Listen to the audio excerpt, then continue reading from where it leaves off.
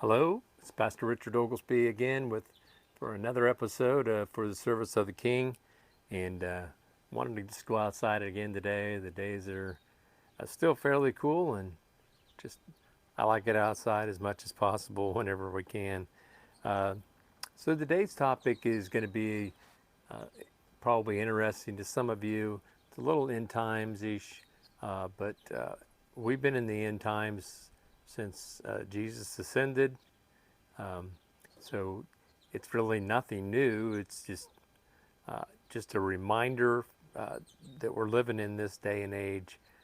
So there's six signs that Jesus gave us to indicate his coming, and that it was the actual end of the age. So in Matthew chapter 24 and verse 3 out of the King James, it says, "And as he sat upon the Mount of Olives, the disciples came unto him privately, saying, Tell us, when shall these things be? What shall be the sign of thy coming and of the end of the world?" And Jesus responds back to his disciples with a pretty simple answer. In the fifth verse, he says, "For many shall come in my name, saying, I am Christ, and shall deceive many." The 11th verse of 24th chapter says, "And many false prophets shall rise and shall deceive many." It seems like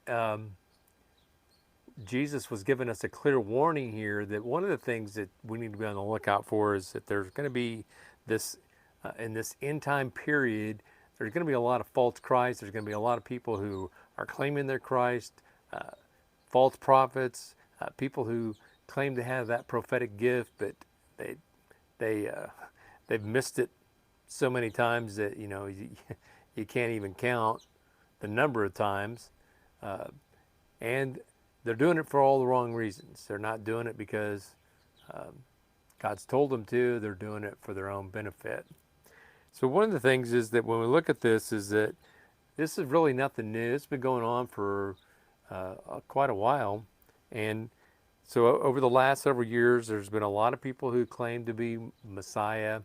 If you go back in history, um, maybe 30 years ago, we had a guy by the name of Jim Jones who was out there. He ran a little island and had all of his people just follow him. Those people worshipped him and bowed down to him. A very interesting aspect because, he started out in the church, started out with good intentions, but somewhere it became more about him and less about God until finally it was all about him and not about God. But a bunch of people in the meantime followed him to where he was going, followed him into this false doctrine, followed into this false teaching. They bowed down to him, they worshiped him. They thought he was it. Okay? But he wasn't. He wasn't it. We had David Koresh, who led a movement down in Waco, and you know, good grief, hundreds of people died. They burnt the complex down. Uh, you know, Bad things happen. You know, so we have this example.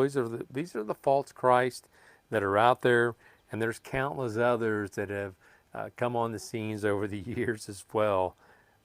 Maybe not as newsworthy. Um, uh, these false prophets then are what we call they're a prelude to the one thing that's going to happen, which is going to be the ultimate false prophet and the ultimate antichrist or false Christ, the one that some people are looking for. I'm not looking for him. He shows up. He shows up. I mean, but that's not who I'm looking for. I'm looking for the Christ. Okay, I'm looking for more of the Christ in my life and more of the Christ in your life. But there are people that are fascinated with, is this one the one? Is that one the one? Hey, do what you think you need to do, but I keep my eyes focused on Jesus. That's my best advice to you. But there's a bunch of new groups out there, a lot of new age groups that are coming on the scene today as well. A lot of these people are, they even, a lot of them are non-government agencies even, that work for the United Nations, they're all anxiously awaiting this Antichrist, and they're all preparing the way for his acceptance. If you can't see what's going on, how they're setting things up for one world government and one rule, one currency, one way, and for Christians, it's going to be, that our way and what we believe in is simply not going to be acceptable anymore. So you're doing this. They're anxiously awaiting the Antichrist, preparing for his acceptance as the head of the hierarchy of gods. It's really kind of all dates back to the early days of the church when we had all the Greek gods, and Rome had all of their gods, and all of these things were out there, and they were missing out on the God, the one true God, and they were looking for all the other things that could go on instead of looking for the truth that was right there in front of them. They missed it. A lot of them missed it, missed the opportunity to get to know Jesus, missed the opportunity to get to know Christ. Jesus goes on and he tells us, what? In the 6th verse, he says, you'll be hearing of wars, rumors of wars, and see that you're not frightened, for those things must take place. But that's not the end, okay? Rumors of wars in all areas of the world now occur frequently, and thanks to our instant media, our 24-hour news cycle, we get to see all this stuff live and up person. A lot of it happened during Vietnam, when we had the whole thing that was happening. You got to see this whole thing happen, on scene with the war first place and firsthand anyway, not first place, but firsthand. Well, all that continued, and now we see it. We got this conflict over in Europe, Ukraine, Russia.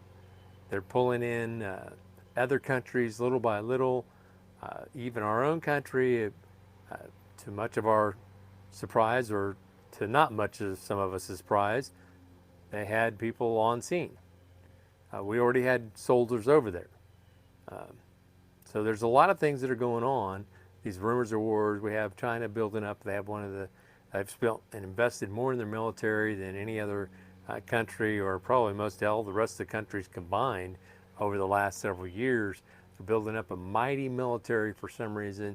They're building outposts everywhere they can. All of these things seem to be taking place. We have the Russia who got a foothold into Syria when that conflict took place.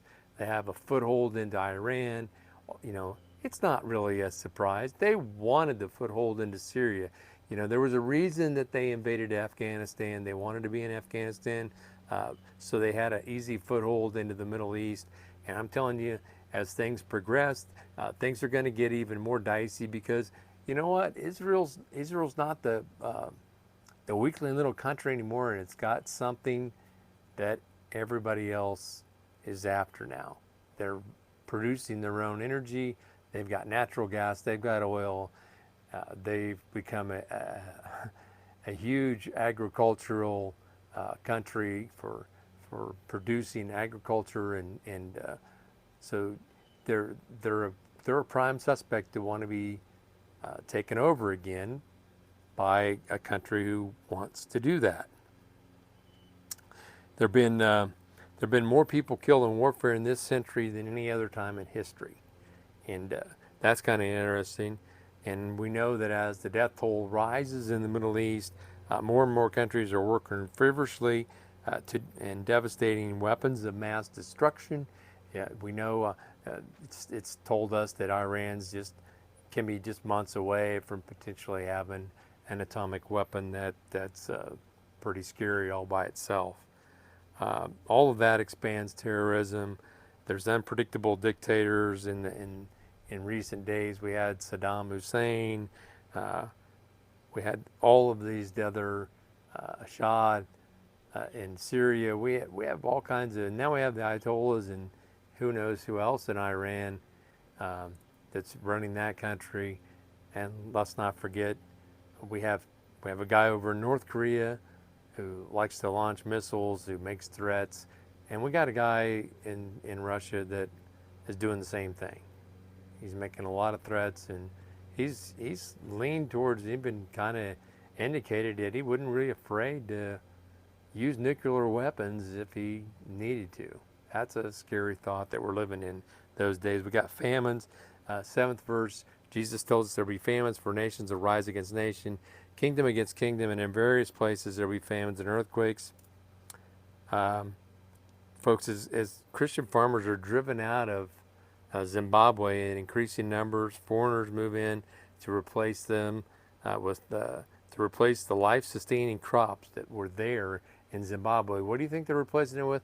Well, a more lucrative crop, a crop of poppies that now supply 25% of the world's drugs. So famine is spreading across Africa, the African continent.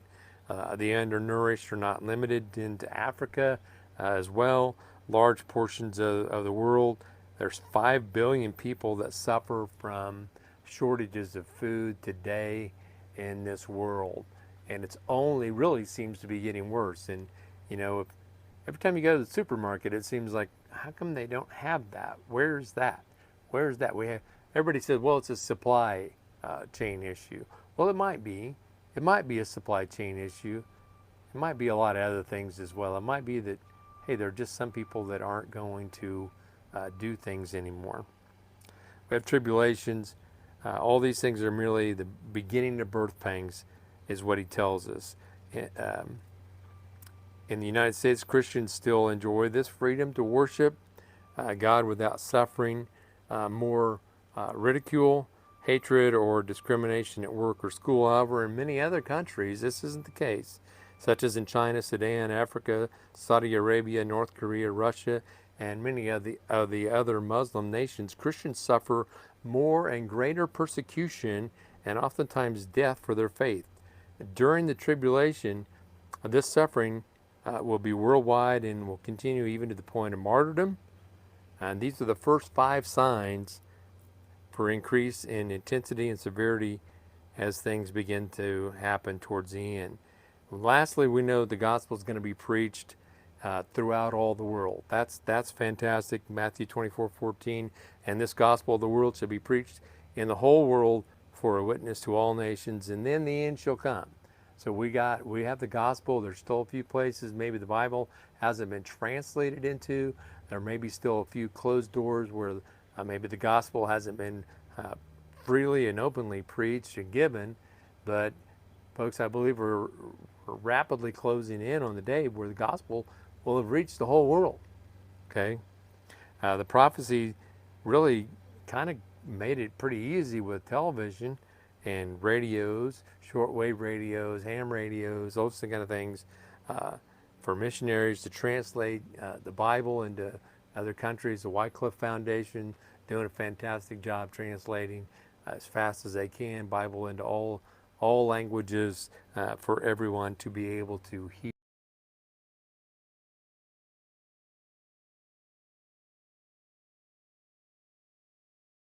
Excuse me, I had a little phone call, so give me a little second here to get caught up. Should have put it on Do Not Disturb, but I didn't. The other thing is that there's godlessness in the last days, and all of these things are going to happen, you know. And one of the things that I remember reading is that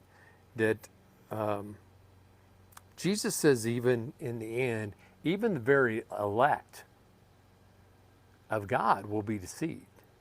So you know what? I don't think there's any escape for people that you know what, they may, even the very elect of God may end up being deceived. And I see it today. There are people that are being deceived because they decided, I don't need to go to church, I don't need to do this, I don't need to do that, I'm okay. They're being deceived, and that's a very sad state that we're living in. I pray to God that people wake up and realize where we're at. There's apostasy, there's a falling away from the faith. 1 Timothy talks about this in chapter 4, verses 1 to 3. But the Spirit explicitly says that in the latter times Some will fall away from the faith, paying attention to deceitful spirits and doctrines of demons by means of hypocrisy of liars, seared in their own consequence, as with the branding iron, men who forbid marriage and advocate abstinency from foods. Okay, all of this is happening. We're seeing it come to pass, and rapidly happening. There's a lot more to this message. Maybe I'll do a follow-up next week, but it's incredible to me, folks, that what we're living in today is a day and age where people are so easily deceived. And this happened, I think, primarily because of the pandemic and people being left at home. They had a lot more time to not be fully shepherded and guided by a pastor or somebody who was could nourish them, encourage them in the Word. So they sought out other places. They found places who would tickle their ears, or somebody that they thought was teaching something that they liked. And it might have sounded good, but it doesn't really truly line up with the Word of God. That's the dangerous part, folks. And what we have to do is we have to warn those who've been deceived and try to bring them back to Christ. I'll see you next week on another episode of First Service of the King. And I think we're going to talk some more about this and follow up some more on this message. God bless. We'll see you next week.